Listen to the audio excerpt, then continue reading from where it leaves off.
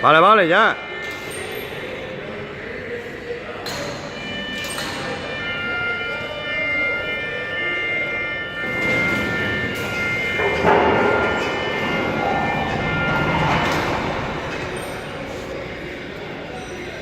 Vale, ya se ha dado ya, deja que gire solo.